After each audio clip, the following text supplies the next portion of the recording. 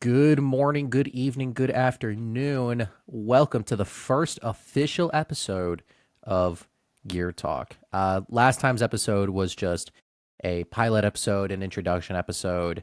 This is where we get into the real meat and potatoes of this show. So, what we're going to go over today is kind of a fun thing. This was an idea that me and my team came up with earlier, and it was car stereotypes, right? So what we're going to do today is we're going to go through the 20 most popular cars in the US and just kind of talk about them, do the stereotypes of them, what I think of them, just a general idea. I can always go into more detail about some of them individually, but for now, we're just going to go over the top 20, give my thoughts, my stereotypes, what I think of them. All right. So here's what we have. First up, the Toyota Camry. Now, the Camry used to be like top 10 cars of all time, in my opinion, right? It's so well rounded, and it's just, it's the Toyota Camry. It's like the reliable, functional daily driver. But now they're expensive because Toyota has kind of they fed off of that popularity of reliable, robust, and cheap. And they're not cheap anymore.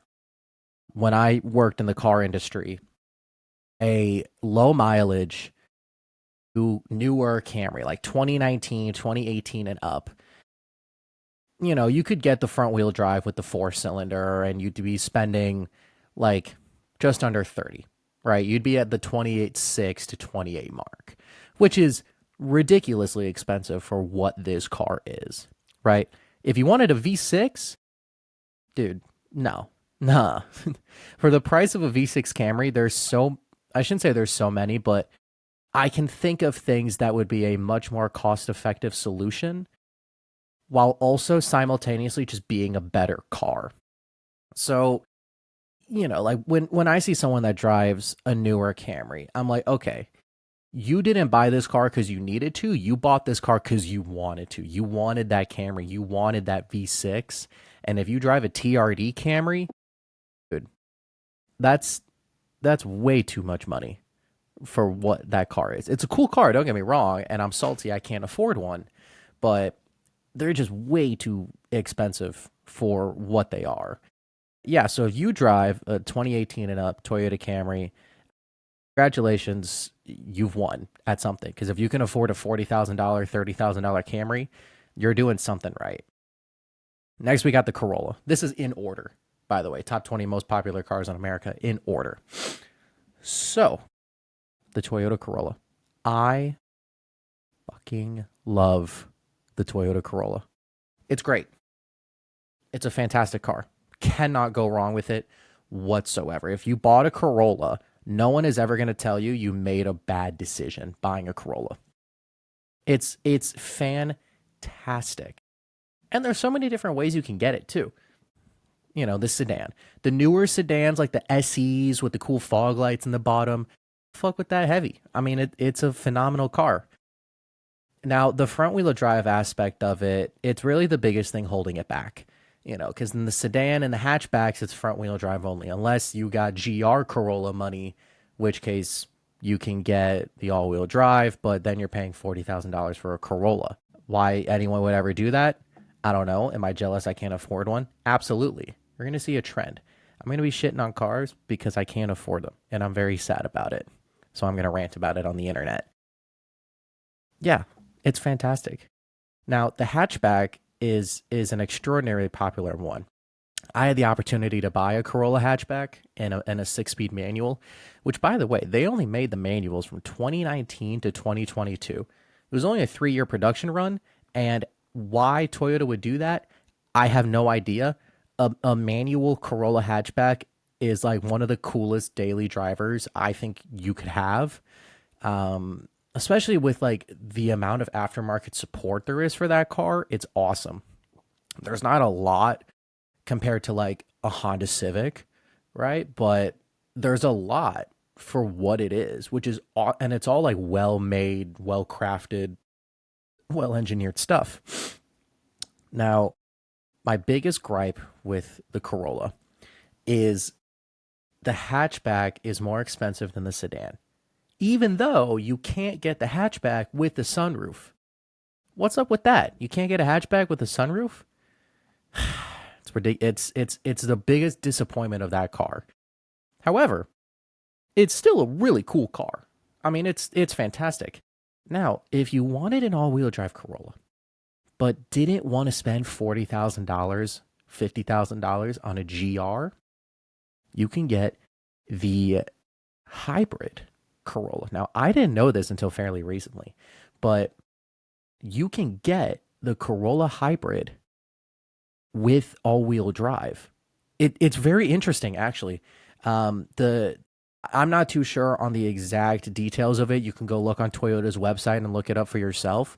But it's a mild hybrid system, I believe, and you can get all-wheel drive in a Corolla and a hybrid. It's kind of cool. It's kind of an interesting solution to that, because a lot of people want all-wheel drive nowadays. A lot, especially where I live, a lot of people want all-wheel drive. So being able to have a Corolla in an all-wheel drive form is fantastic. It's exceptional. As far as the reliability of that hybrid system, I mean, it's a little too new to tell, but it's still awesome. So Toyota Corolla, 9 out of 10 car. If you daily drive a Toyota Corolla, like you're doing it right. You're doing it right. It's reliable. It's cheap to operate. You get great gas mileage. Even with the manual, you still get good gas mileage. The CVT, Toyota CVT is a little more acceptable of a CVT. We're not a big fans of CVTs around here, Nissan. But Toyota CVT is a little more acceptable because there is still a physical first gear, right? So taking off from a stop sign or a stoplight or from a turn, wherever, it's not as hard on the transmission. You still have that first gear. So it's still good. It's not ideal, but it's not terrible. Alrighty. Next one. The Ford Explorer. If you drive like a newer Ford Explorer, the one that looks like a cop car, I hope I hope both sides of your pillow are warm. I hope none of your socks have matching pairs, especially if you drive a white one or a black one. There's something wrong with you. You did that on purpose. You purposefully went out and you purposefully bought a white or black Ford Explorer, especially if you got the ST. If you got the ST Ford Explorer, it's because you want to scare people. This is me saying that your parents never loved you and you are seeking attention because you bought a white or a black Ford Explorer. Especially if you put the roof racks on it, like the crossbars. Dude. And in my state, you can get a yellow license plate for one of our sports teams. You can get a yellow license plate. So if you get a yellow license plate with the roof racks, it doesn't matter what color the car is. I'm still going to think you're a cop. You're going to get behind someone, and next thing you know, that person is going 8 miles an hour below the speed limit, and you're like, why is this guy going so slow? Because he thinks you're going to can pull him over and give him a ticket. That's why. Like, dude, no. I've sold a couple Ford Explorers in my time, and every time I look at a white Ford Explorer, even though I know it's not a cop car, like I know it's not. I can see the person driving it. I know it's not a cop car. I still get scared. I still freak out. I still panic a little bit. So if you drive one of these, yeah, I seriously, like I hope every night you wake up to wet socks. Yeah. Tesla Model Y. This is where things could get controversial. This is where things could get a little controversial. The Tesla Model Y, to me, I haven't spent a lot of time in a Model Y. I spent a lot of time in a Model 3. I love that car. I think the Model 3 is an exceptional car for commuting, daily driving purposes. It's wonderful. And the Model Y, I feel, is just a bigger extension of that, right? I mean, when you look at Tesla's lineup, the Model S and the Model X, that's their performance, luxury-driven cars, right? That's why a Model S starts at 80 grand. But a Model Y is like, you could get away with driving this every day. It's practical. It's very comfortable, especially if you can get like a long-range version of it. It's actually pretty like economical, right? Because I don't know how many of you guys know this, but it's always going to be cheaper to charge than it is to put gas in a car. It's significantly cheaper. Also on these cars with the regenerative braking, you don't go through brakes like brake pads and rotors as often. You don't need oil changes, right? You might go through tires a little faster because it's all-wheel drive and the torque is instant, so you might go through tires a little faster, but I mean, that's it. Really, the biggest downfall of Tesla, other than the Cybertruck, is that Elon's a fucking wacko. And you know, you can have your own opinions about him. I'm not going to share mine personally because it doesn't pertain to this topic. But if Elon was a little more of a normal person, then I think you would see twice as many Teslas on the road, honestly. So you drive a Model 3, most of the time you're a cool person, right? Most of the time you're a cool person. You bought it because you like it. You didn't buy it because of clout. If you bought it because of clout, you would have bought the Model X with the Falcon doors in the back. But you didn't. You were sensible. It's a sensible car. It just like, especially if you're just like, I just pick up the kids from school or take them to practice, or if you're like an Uber driver, it makes sense. So the Tesla Model Y, and I'm gonna rope the Model 3 into this too. I really like them. I do. I like them. I honestly I give them like an 8 out of 10, 8.5 out of 10, just because they're not a 9 because Elon's a dick. But moving on, the Honda Accord. What's not to say about the fucking Honda Accord, dude? What's not to say about it? I mean, being the rival to the Camry, right? The Honda Accord to me is always going to make more sense than the Camry. And it's interesting to say that. I feel like it's a little controversial to say that the Honda Accord is always going to make more sense to me than the Camry. And here's why. If we rewind the tape a little bit, we'll hear my thoughts and my opinions on the Toyota Camry. And that it nowadays it's way too expensive for what it is. The Honda Accord is right up there with it. I shouldn't say up there with it, but the Honda Accord is more expensive than I think it should be. However, it's not nearly to the same caliber as the Camry. The Honda Accord, it's still at a good price point, kind of. It's a little expensive, but it's still at a good price point. Especially if you're looking at one with between 30 and 60,000 miles on it, they're at good price points. Now, where the Accord gets the leg up against the Camry, right? I talked about the V6 Camry before and how expensive it is.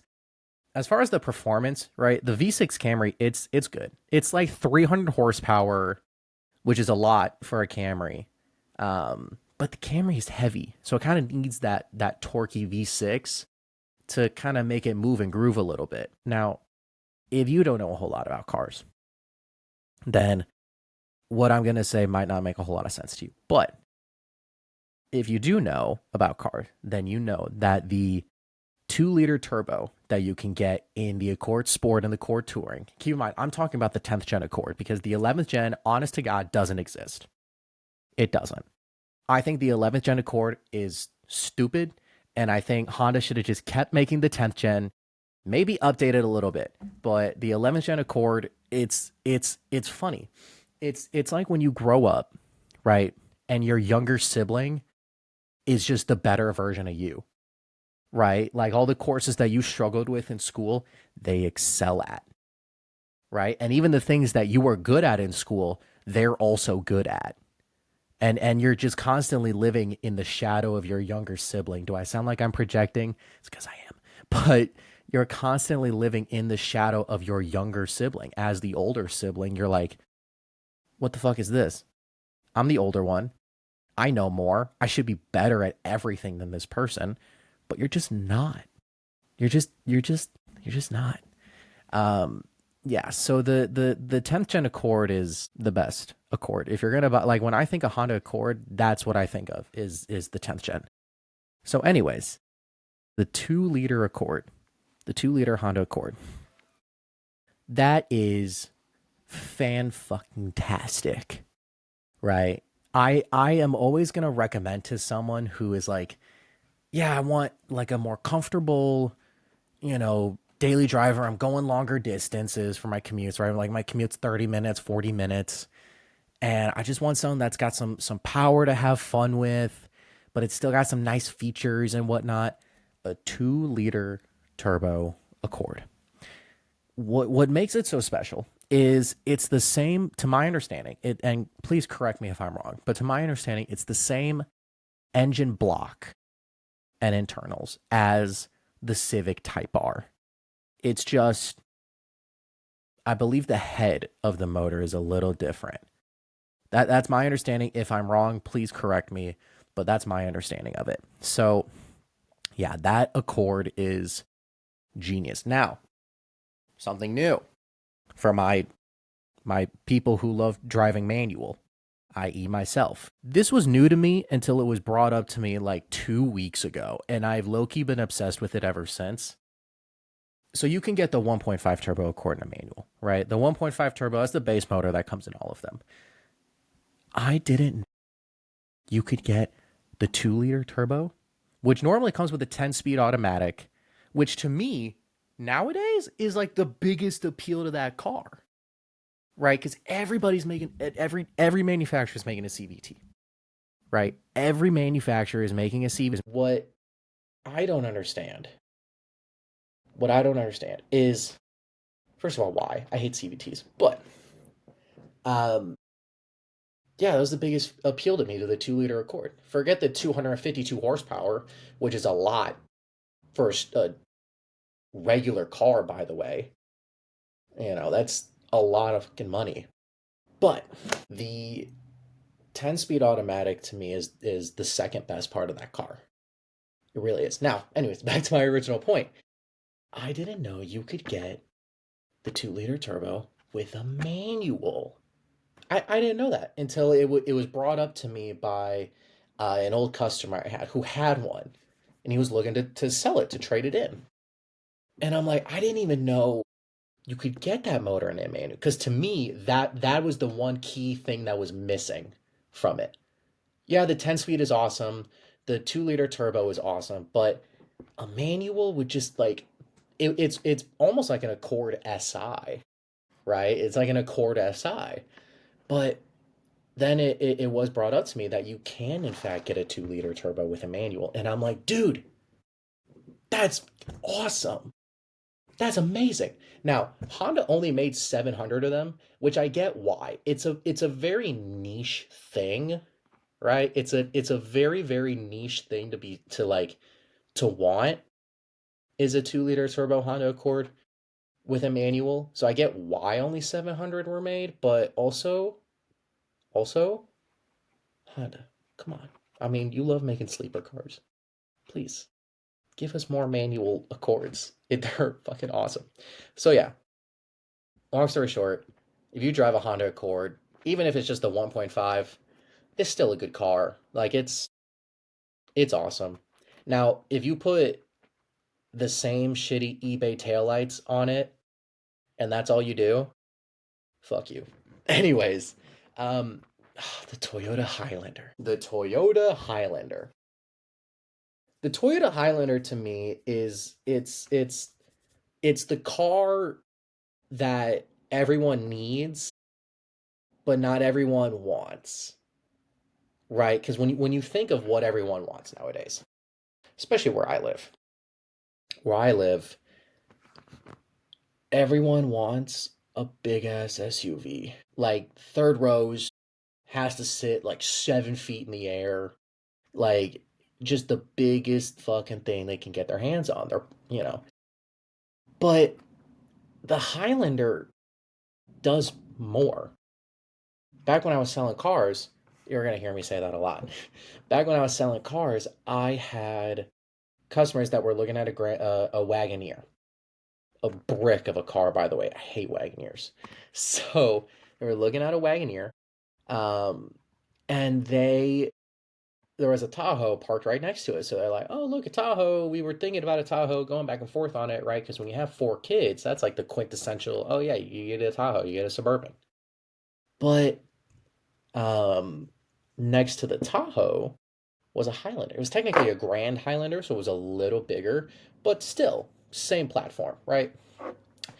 And they're like, oh, wait a minute, this has a lot more space inside than we thought. We like it a little more than we thought. You see what I mean? The Highlander is the car that when you need a big SUV, that should be the first place your mind goes, is a Toyota Highlander, right? If you need something bigger than a Highlander because, instead of 4 kids, you have 5 kids or 6 kids or 8, right? Then you get a van or whatever, right? But you should not be driving a Suburban or a Tahoe unless you've looked at a Highlander and you have riddled out that a Highlander is not going to do for you what it needs to do for you. That's my take on it. That's my opinion on it. That's what this whole episode is about. My takes, my opinions on the most popular cars in the country. And yeah, it's you shouldn't not be buying a Highlander unless you've ruled out that a Highlander is the worst car for you. That's just my opinion. And to everyone that drives a Highlander out there, you've made a good decision. Yeah, you've made a good decision. I really can't fault you. The next one we have is a Tesla Model 3. I've talked about my opinions on the Model 3 a little bit when I talked about the Model Y. It's a fantastic car. It really is. And I encourage everyone out there listening to this episode that if you haven't driven a Tesla or spent a good amount of time with one, I highly recommend you do. Right? Say the next time you go on a vacation and you need a rental car, consider taking a Tesla, right? Or going down to your nearest Tesla dealership and taking one for a test drive. And I'm telling you, if you ignore if you ignore the man behind Tesla, they are fantastic, wonderful cars. They really, and that's coming from someone who thinks that all electric cars, most of them suck, because most of them do suck. But what makes the Teslas unique and why I like them is that there's nothing else like them. They are extraordinarily unique and different, and I love that. I really do. They're not trying to reinvent the wheel here. They're just making it more efficient, which is awesome. I love it. If you drive a Model 3, you're either the biggest dick or you're a nice person. Subaru Outback. Subaru Outback. How do I say these are for lesbians without saying they're for lesbians? The Subaru Outback, to me, it's a great car. I said that about all these. It's a great car. It really is. My biggest complaint about it is that, and I know Subaru's been making the Outback for years. They made you used to be able to get an Outback with a 3.5 liter flat six, which is nuts, ridiculous that you could get that in an Outback. But it's really fucking cool. I get the point of an Outback. I really do. I understand why the Outback exists, but also, like, what if Subaru made an Outback, but it wasn't an SUV? Like, they just made a wagon and they called it like the Outback, I don't know, the Outback 2, Outback drop top. I don't know, just a lowered Outback. It's just a wagon. I think that would sell incredibly well, but the Subaru Outback, it's incredibly practical, very functional. I like it. I fucks with it. How many have we done so far? Three, four, five, six, seven, eight. All right. I'm gonna go to 10 because I don't think I'm gonna have time in this episode today for all 20. So we're gonna go to 10. So we got 2 more, and we're ending it on a banger here. Second to last one, the Chevy Silverado. The Chevy Silverado is the official truck of 28% APR. You know what I mean? Like the Chevy Silverado is, and I feel this way about most big pickup trucks, but the Chevy Silverado to me is the ultimate, like it's like if a cuck chair was a truck. You know what I mean? It's like when I see a Silverado on the road, the first thing I think of is, oh my God, this poor person. I mean, and I'm talking about newer ones. Like, if you're talking about Silverados from like pre 2003, pre 2003, any pickup truck was awesome back then. They were great. I love them. The newer ones, like 2015 and up, 2012 and up, I really don't fuck with them. I really don't. I mean, out of the other two pickup trucks, right, the Ram and the F-150, I don't fuck with Silverado at all. Especially those newer ones, like the new ones with the inverted tail, like the inverted headlights. I think those are so fucking ugly. I really do. Like the 2022 and newer. And this goes for the Denali, the GMC, the Denali. It goes for the GMC Sierra too. I just think those trucks are so fucking ugly, man. I really do. And they're so fucking expensive for no reason. That's why I say it's the ultimate truck at 28% APR. It's just a bad financial decision, honest to God, and you really can't change my mind about that. All right, last one for the episode. Thank you guys so much for sticking through it. I know I've been yapping and yapping and yapping, but that's what I came here to do. The last one. We're going to end this one on a banger. The Chevrolet Equinox. What's not to say about the Equinox? First of all, I think the Equinox looks like a pregnant fish. I do. I think the Equinox looks like a pregnant fish. And I don't mean that in like a I was gonna say a cute way, but I don't think there is a cute way to imagine a pregnant fish. Yeah, I cannot I you see the struggle I'm going through trying to find something to say about this car that's just not bad, you know? But you know what? It's my show. I'm gonna say whatever the fuck I want to. Um, the Chevy Equinox might be up there with one of the stupidest financial decisions anyone could ever make. And if you are specifically seeking an Equinox, either something's wrong with you or someone lied to you.